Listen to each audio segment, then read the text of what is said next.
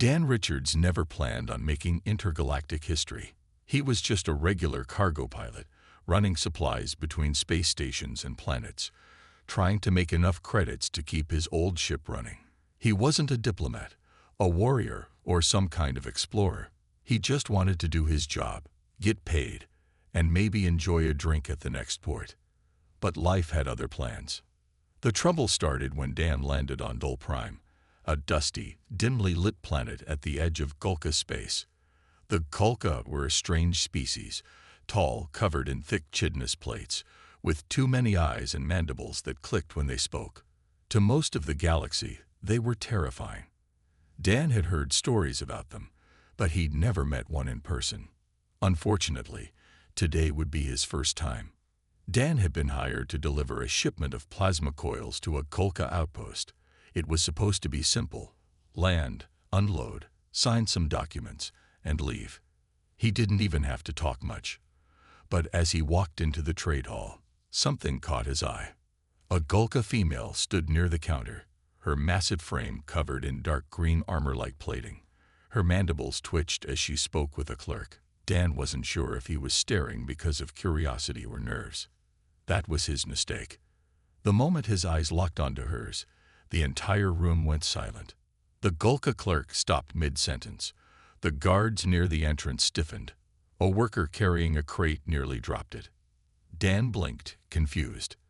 Did I do something wrong? The female Gulka's eyes widened. Then she let out a deep, vibrating sound that echoed through the hall. It wasn't anger. It wasn't fear. It was shock. A moment later, the guards rushed toward Dan. "Wait, what?" he blurted, raising his hands as they grabbed his arms. One of the Gulka, a huge male with dark brown plating, growled something in their language. Another guard turned to Dan and translated in a deep, rumbling voice. "You have proposed." Dan's brain short-circuited. "What? Propose what?" The guard pointed at the female. "You made eye contact. It was held for more than 3 beats. This is the Gulka way. You have proposed marriage." Dan stared at them, mouth hanging open. This had to be a joke. Some kind of weird alien prank, right? "I know." No. That's ridiculous. I was just looking at her," Dan protested. The female, still standing across the room, stared back at him. Her mandibles twitched in a way Dan couldn't read. Was she angry? Amused? Horrified? The guard didn't let go. "The law is clear. You have proposed. If you refuse, it will bring dishonor to her and her family. It will be seen as an insult." Dan swallowed hard. "Okay, so how do I unpropose?" Silence. The guards exchanged glances. The clerk shuffled uncomfortably. The female, Verka, as someone addressed her, tilted her head. The guard finally spoke. "You cannot." Dan felt his stomach drop. "Come on, there has to be a way. This is just a misunderstanding." The clerk hesitated before speaking. "There is one way, if she refuses you." Dan's eyes snapped to Verka. "Great. So, Verka, right? You don't actually want to marry some random human, do you?" Verka remained silent for a long moment. Then, to Dan's horror, she clicked her mandibles and spoke in a calm, steady voice. "I accept." Dan nearly fell over. "What? Why?" Verka's many eyes blinked. "You have chosen me. I will honor the choice." Dan ran a hand through his short brown hair. "This cannot be happening." "But I didn't choose. I just looked at you. Humans do that. It's normal for us." The clerk sighed. "In our culture, it is not normal. It is binding." Dan felt his pulse pounding in his ears. He turned to Verka again. "Listen, you seem nice. Maybe. But this is a mistake. A huge mistake." Verka tilted her head again. "Are you afraid?" "What?" "No," Dan said quickly, but even he didn't believe it. Another Gulka, an older-looking one with dark red plating, stepped forward. "Human, you do not understand the honor given to you. Verka is of high standing. She is strong. She will protect you. This is a great gift. Dan groaned. I don't need protecting. I just want to go home. The guards didn't loosen their grip. The older Golka exhaled. Then you must seek your people's guidance. The human embassy will decide if this union must be broken. Dan felt a flicker of hope. Yes, the embassy. They'll fix this. He straightened. Okay, fine. I'll go talk to them. The guards finally released him. But before he could step away, Verka took a step forward. She was massive, easily a foot taller than him, and her deep-set eyes studied him with an expression he couldn't read. You do not have to fear, she said softly. I will be a good mate. Dan felt his stomach twist. I really hope this embassy thing works out. Dan Richards sat in a waiting chamber inside the human embassy on Dol Prime, tapping his fingers anxiously against the metal table. The room was small, sterile, and far too quiet. The only sound was the faint hum of the ventilation system. He had been here for over an hour, waiting for someone, anyone, to tell him how to get out of this mess. Across from him sat Verka, his supposed fiancée. She hadn't said much since they arrived. Instead, she sat with perfect posture, her large, clawed hands resting on her armored knees.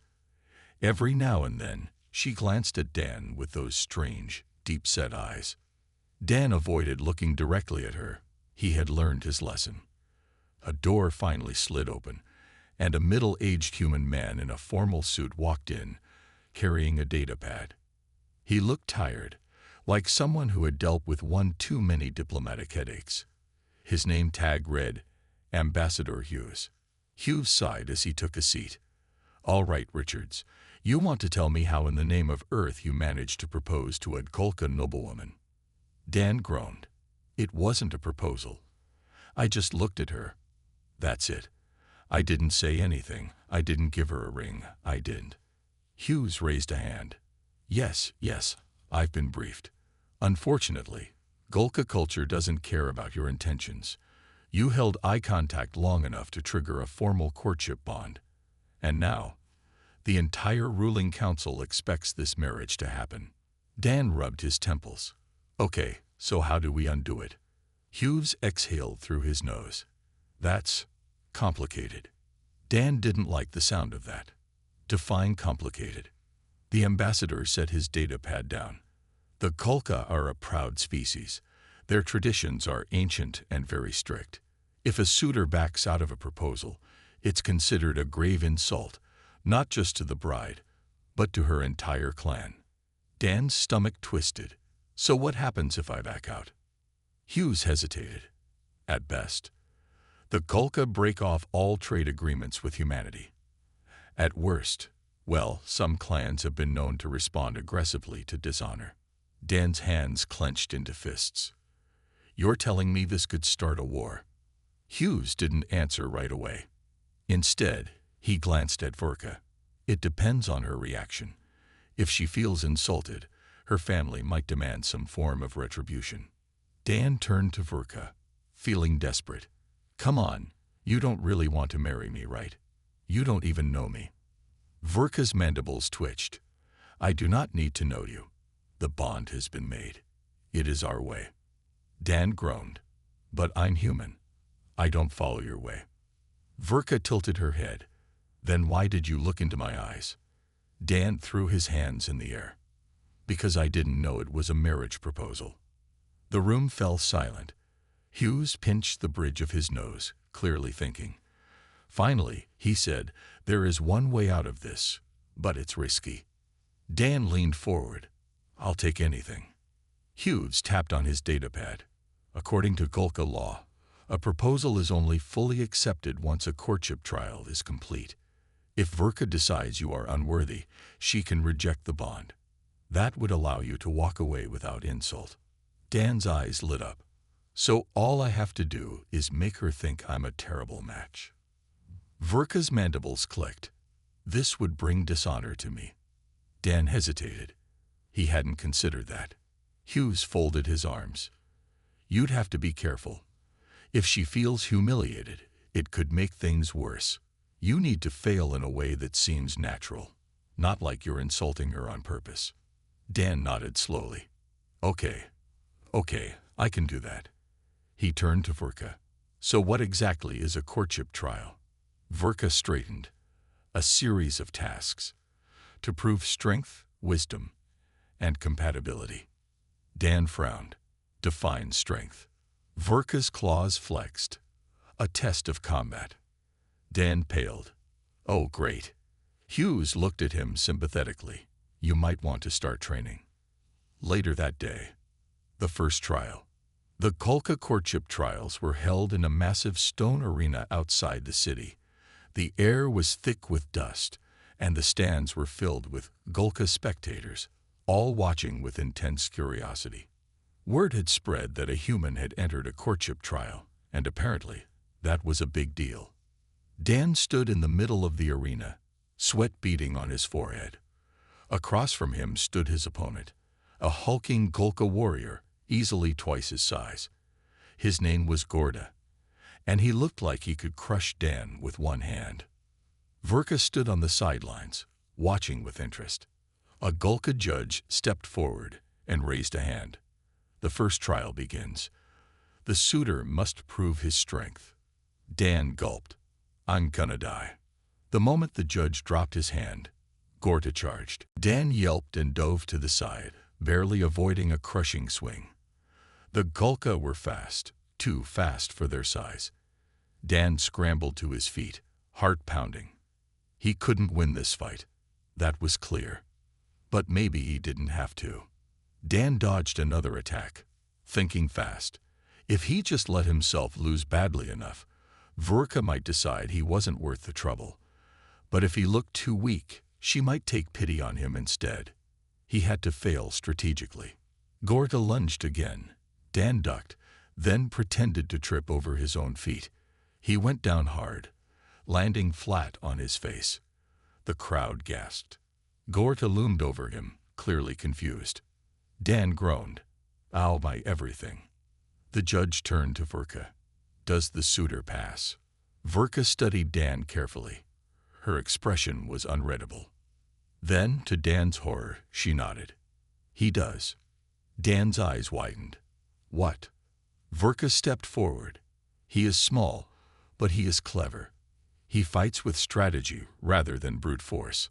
That is wisdom. Dan groaned. Great. I failed too well. The judge nodded. Then we proceed to the second trial. Dan's head hit the ground. I am so doomed. Dan Richards sat on a stone bench outside the Golka arena, still covered in dust from the trial of strength. His back ached, his arms were sore, and worst of all, he had accidentally passed. The whole plan had been simple. Fail the trials so Verka would reject him.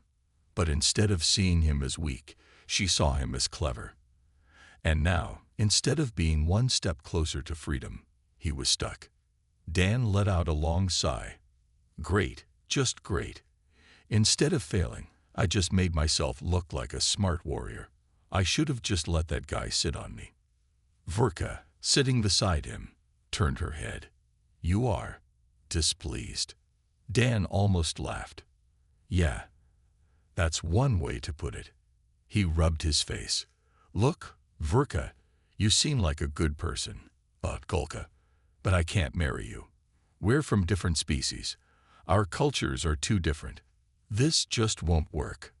Verka tilted her head, her many eyes studying him carefully. You fear the unknown. Dan groaned. It's not fear. It's common sense. I don't know your people, and you don't know mine. What would we even talk about? Verka was silent for a moment. Then she spoke in a calm voice. We could talk about the stars. The places you have seen. The places I have seen. The battles I have fought. The battles you have fought. Dan chuckled dryly.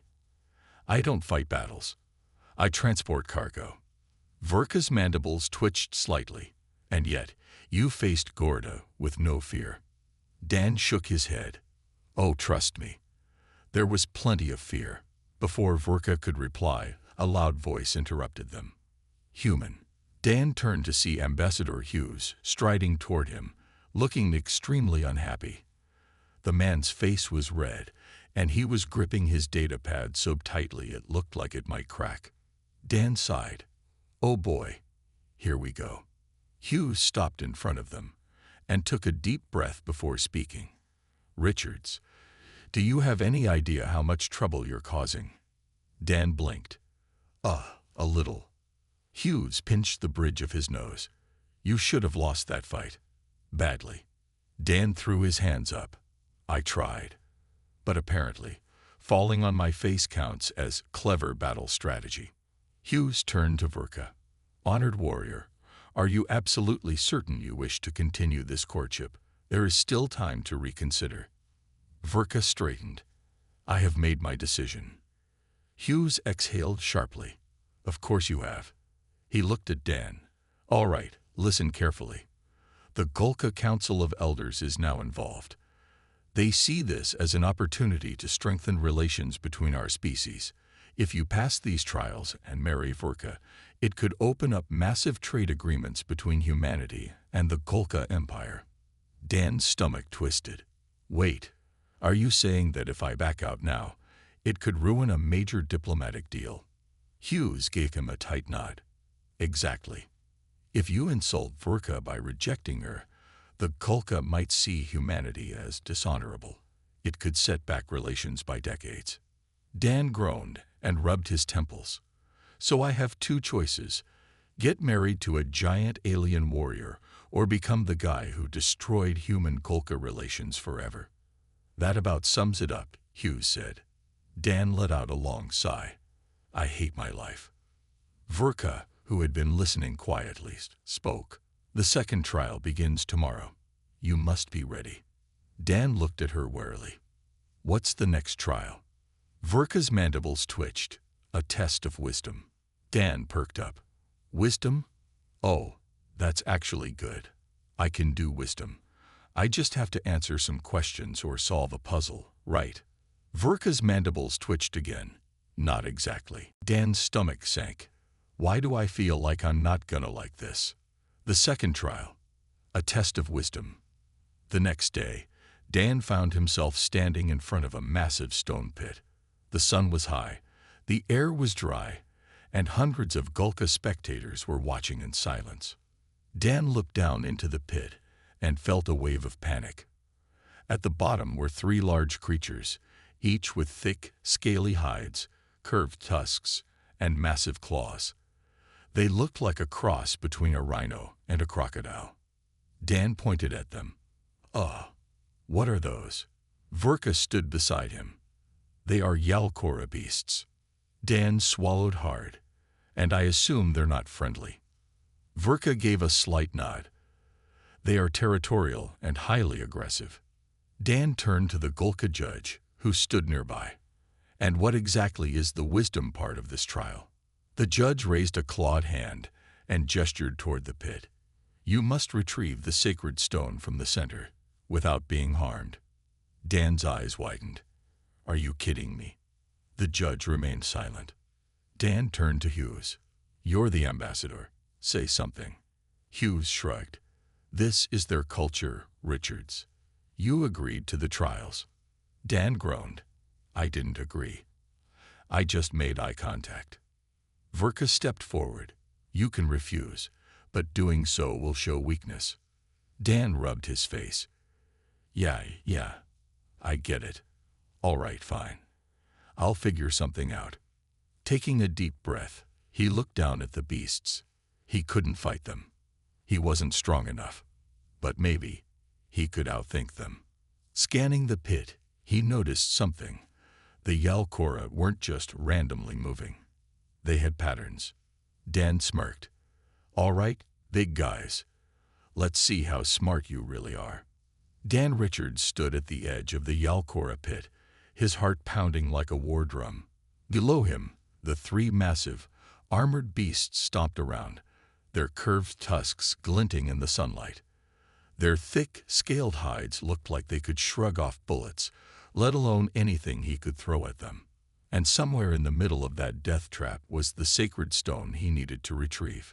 The Gulka judge raised a clawed hand. "The trial begins. You may enter." Dan turned to Ambassador Hughes, lowering his voice. "Tell me you have a way out of this." Hughes gave him a tight smile.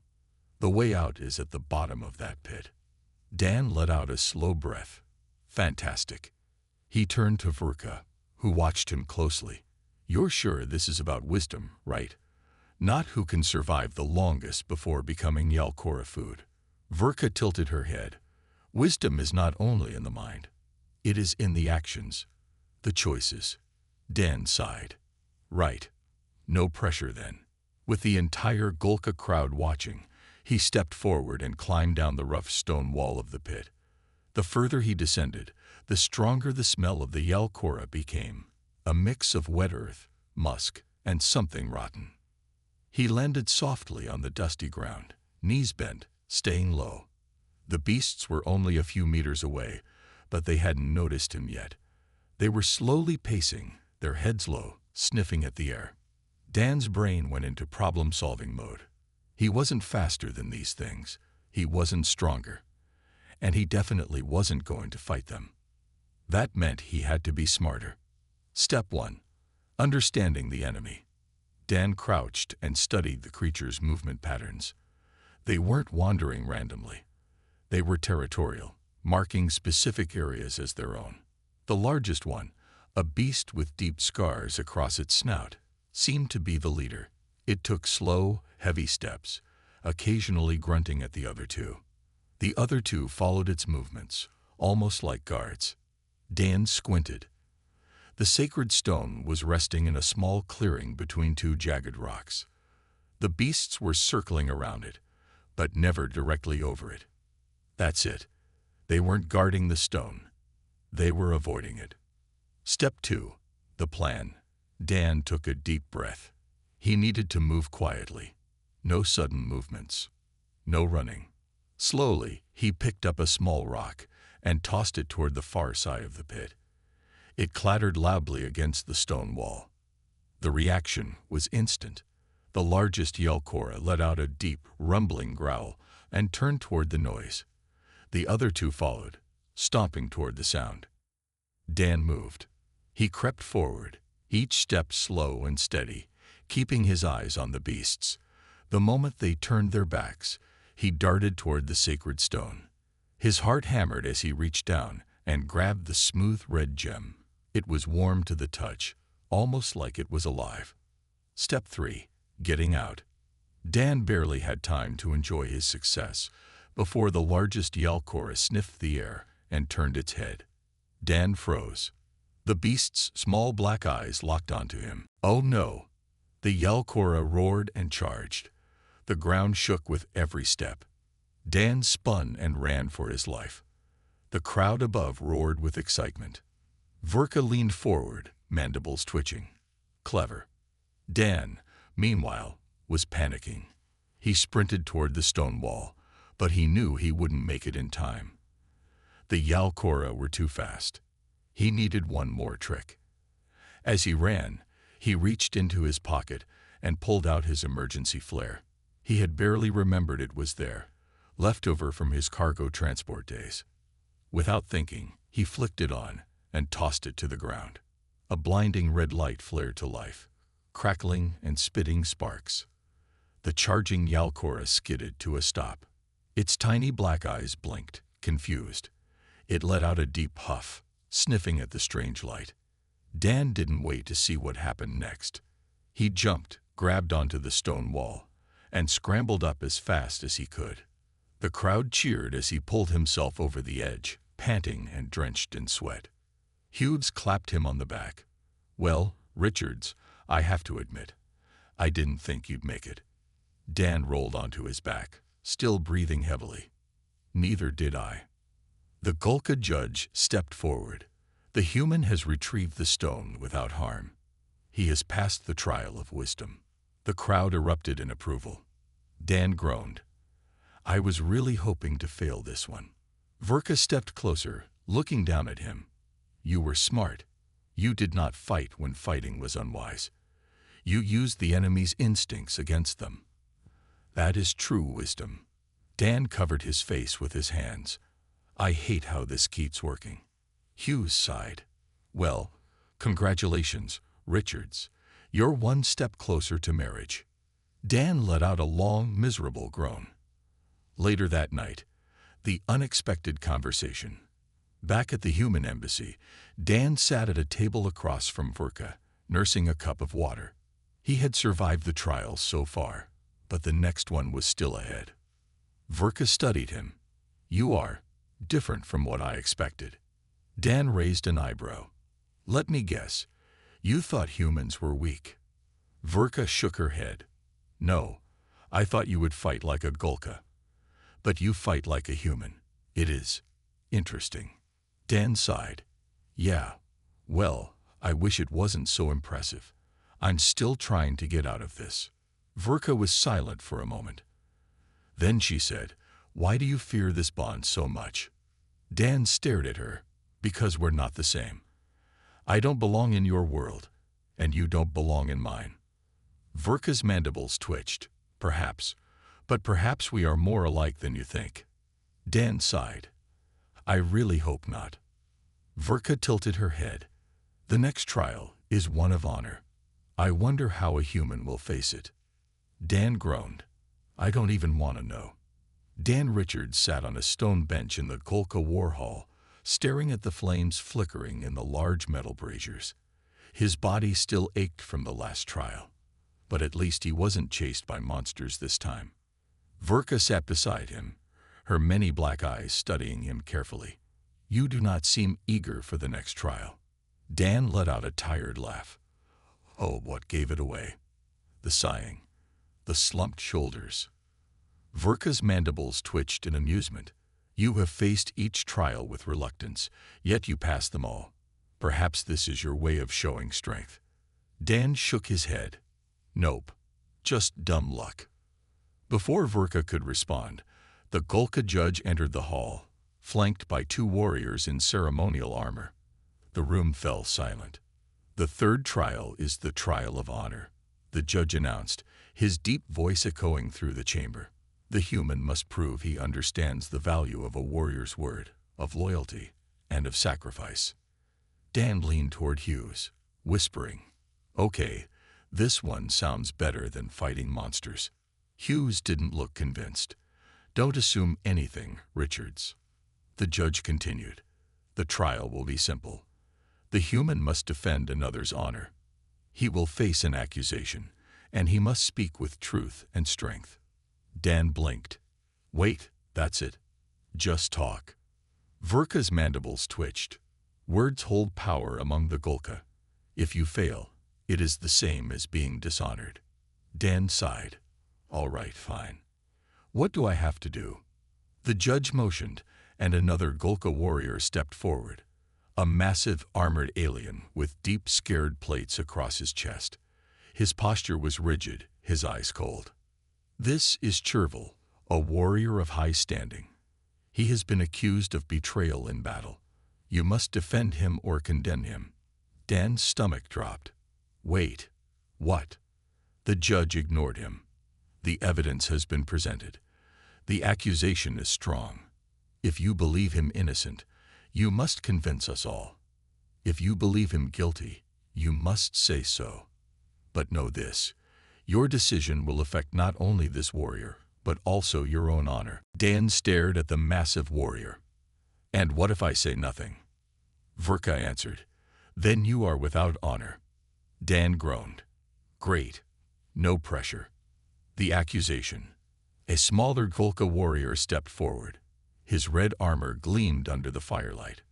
Cherval is a coward, he declared. In battle, he abandoned his squad and left them to die. This is known. Dan frowned. Known by who? By those who survived. The warrior growled. He turned away from the fight, retreating when his warriors needed him most. Cherval stood still, saying nothing. His massive hands were clenched into fists. Dan sighed. Okay, let's think. He turned to the accused warrior. Cherval, did you leave the battle? Chervol's mandibles twitched. Yes. Dan raised his hands. Well, that's not helping me much, big guy. The accusing warrior growled in victory. See, he admits it.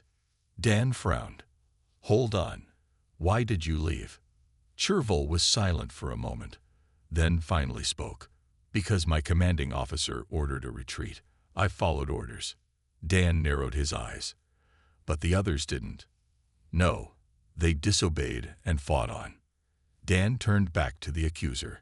So let me get this straight. Your squad was told to retreat, but they chose to keep fighting. The warrior hissed. A true warrior does not turn away from battle. Dan sighed and rubbed his temples. Okay, but let's be clear here. Chervol followed orders. That's not cowardice. That's discipline. The crowd murmured. Some nodded. Others looked unconvinced. Dan stepped forward. Look, I'm not Golka. I don't pretend to understand all your traditions, but where I come from, following orders is important. If a commander tells you to retreat, you retreat. It doesn't make you weak. It means you live to fight another day. The accuser snarled. You are not Golka. What do you know of honor? Dan crossed his arms. I know that honor isn't about dying for nothing. If you refuse to follow orders because you want to look brave, that's not honor. That's ego. The room fell into silence. Even Hughes looked impressed. The judge studied Dan for a long moment. Then he spoke. The human has defended with reason. The accusations are dismissed. Chervol is honored once more. Chervol let out a deep breath and turned to Dan. You have my respect, human. Dan managed a weak smile. Glad to hear it. Verka nodded approvingly. You understand honor better than I expected. Dan sighed. Trust me, I'm making this up as I go. The judge stepped forward. You have passed the trial of honor. The crowd cheered, stomping their feet. Hughes clapped Dan on the back. I have to admit, Richards, you're handling this better than I expected. Dan groaned. Please tell me that was the last trial. Verka's mandibles twitched. There is one more. The trial of devotion. Dan blinked. Devotion. Devotion to what? Verka simply watched him. To me. Dan felt his stomach drop. Oh no. Dan Richards stood frozen in the Golka ceremonial hall, his mind struggling to process what he had just heard. The final trial is one of devotion, Verka had said. Devotion to what exactly? Dan asked, his voice cautious.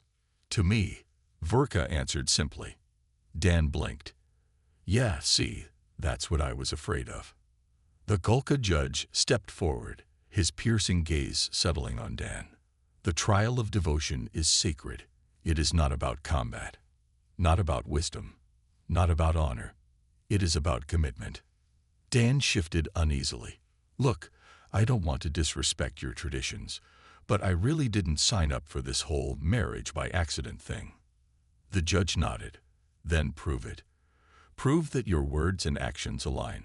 That is what this trial demands. Dan frowned. Wait, what do you mean? Verka tilted her head. You have fought, endured, and spoken well. But now you must answer one question with truth. Dan swallowed. What question? The judge raised his voice so all could hear. Dan Richards, do you accept the bond with Verka, or do you reject it? The hall fell silent. Hundreds of black Golka eyes stared at him, waiting. Dan felt Hughes shift beside him, but didn't dare look away from Verka. He rubbed the back of his neck. So, if I say no, what happens? The judge's mandibles twitched. Then you will be deemed without devotion, unworthy of Golka trust. Your alliance with us will be broken. Dan sighed. Of course. Hughes whispered beside him. You need to think carefully, Richards. Dan groaned. Trust me. I'm thinking so hard right now my brain might explode.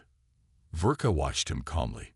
She did not speak, did not push him for an answer. And for some reason, that made it harder. Dan hadn't asked for this. He was just a cargo transporter. He wasn't a hero. He wasn't a warrior. He sure as hell wasn't someone ready for a cross-species marriage. But he also hadn't run away. Not when they forced him into trials. Not when giant beasts tried to eat him. Not when he had to stand in front of a room full of warriors and prove that honor wasn't just about swinging a sword. So why was this different? Dan sighed. Let me get this straight. If I accept, I'm basically agreeing to this whole thing. The bond. The future. Verka nodded. Yes, it does not mean you must stay forever, but it means you must try. Dan hesitated. Try. That word stuck in his head. Maybe that was all anyone could ask. Slowly, he let out a breath. Okay. The hall was dead silent. Even Hughes looked surprised. Dan met Verka's eyes. Okay. I don't know what I'm doing. I don't know how this is supposed to work, but I won't just walk away. So yeah, I accept. For a moment, Verka didn't move. Then slowly she bowed her head. Then the trial is complete. The Gulka warriors roared in approval, their fists pounding their armored chests. The judge raised a clawed hand. Dan Richards has passed all trials. He is now bound to Verka. Dan groaned. Oh, I really hope that sounds less dramatic in your language. Later that night, a new understanding. Back at the human embassy, Dan sat on the balcony, staring at the alien stars. His head still spun from everything that had happened. He had survived the trials. He had made a choice. And now, he was married. Kind of. He still wasn't sure what it meant, but he knew one thing. He had committed to something. And somehow, that felt right. Footsteps approached behind him. He turned to see Verka standing there, watching him. You are troubled, she observed. Dan sighed. That obvious, Verka stepped closer. I do not wish for you to regret this decision. Dan shook his head. It's not regret. Just adjustment. I'm still trying to figure out how I went from guy hauling cargo to accidental alien husband. Verka's mandibles twitched in amusement. Life is unpredictable. Dan chuckled. Yeah, that's one way to put it. For a moment, they stood in companionable silence. The stars above them twinkled, and the distant sounds of the city hummed in the background. Finally, Dan exhaled. So, what happens next? Verka tilted her head. That is up to us. Dan smiled, just a little. Yeah, I guess it is. Dan Richards sat on the balcony of the human embassy, staring up at the alien night sky. The Gulka homeworld was nothing like Earth. Its moons glowed a faint red. The air smelled slightly metallic, and the city below hummed with strange machinery. But tonight, all of that faded into the background. Because tonight, everything in his life had changed. He was now bound to Verka. A week ago, he had been a simple cargo transporter, just trying to finish a job. Now he was married. Accidentally, but still married. To an alien warrior from one of the fiercest species in the galaxy. Dan sighed and rubbed his temples. What even was his life anymore? Behind him, the embassy doors slid open with a soft hiss. He didn't need to turn around to know who it was. You are deep in thought, Verka observed, stepping forward. Dan let out a short laugh. Yeah, you could say that. Verka moved to stand beside him, her tall, armored form casting a long shadow in the moonlight. She watched him silently, waiting. Dan glanced at her, then back at the stars. So, what happens now? Verka's mandibles twitched. What do you wish to happen? Dan exhaled. See, that's the part I'm still trying to figure out. A week ago, my biggest problem was whether I had enough fuel for my next trip. Now, I'm trying to understand what it means to be. He paused. I don't even know the right word. Husband? Mate? Partner? Verka tilted her head. You are Dan, and I am Verka. That is what matters. Dan gave her a small smile. That's simple. Simplicity is strength. Dan chuckled. I think humans like to make things more complicated than they need to be. Verka considered this. Perhaps. But now you are among the Golka. Here, we value actions over words. Dan nodded. Right. And my action was choosing to stay. Verka studied him carefully. Do you regret it? Dan opened his mouth, then stopped. Did he? Sure, this wasn't what he had planned. He never imagined himself living among the Golka, let alone being bonded to one. But when he thought about leaving, about stepping away from everything that had happened, it didn't feel right. The trials had been terrifying, exhausting, and insane, but they had meant something. And Verka? Dan glanced at her. She was still watching him, her expression unreadable, but there was something in her stance, a quiet patience. She wasn't demanding anything from him. She was just waiting. Dan took a deep breath. No, I don't regret it. Verka nodded once, as if she had already known his answer. The first challenge of a new bond. Before Dan could say anything else, the embassy doors slammed open, and Hughes rushed in, his face pale. We have a problem, Hughes said. Dan groaned. Of course we do. What is it? Hughes motioned for them to follow. You need to see this. Dan and Verka exchanged a look before heading inside. In the main hall, a hologram display showed a live transmission. A Tarnak warship hovered in orbit above the planet. The Tarnak were a hostile species, known for raiding colonies and ambushing ships. Dan frowned.